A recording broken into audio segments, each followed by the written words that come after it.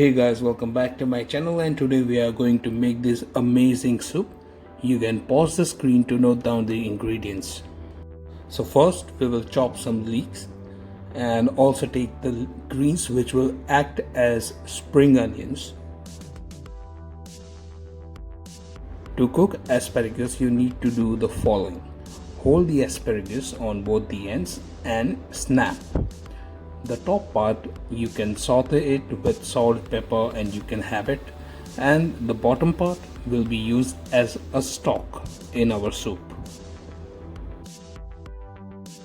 Now let's blanch our veggies. So I have added broccoli and asparagus with some salt and let it simmer for 10 minutes. In a pan, take a little bit of oil, say around 2 tablespoons, and we will saute our leek and until they are brown and you get a very nutty aroma, and transfer into a bowl. In a pan we'll take some oil and it's time to saute our asparagus. So we'll put some asparagus and saute for 2 to 3 minutes. After 10 minutes our veggies are done. We will strain them and reserve the stock water. In a blender add garlic, leek and our blanched veggies. Now we'll add around 1 glass of our reserved stock water with 1 tablespoon of cumin and a teaspoon of pepper with some pinch of salt.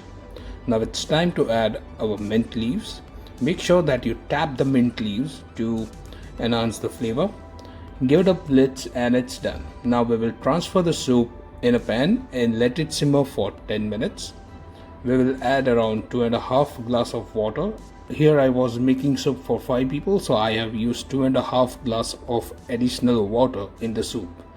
Mix it well, put some lime juice, and you can also add Parmesan cheese, which is completely optional, and let it cook for around 10 minutes.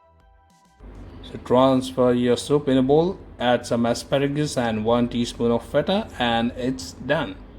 Try it out and let me know in the comment section below, and do subscribe. Thanks for watching.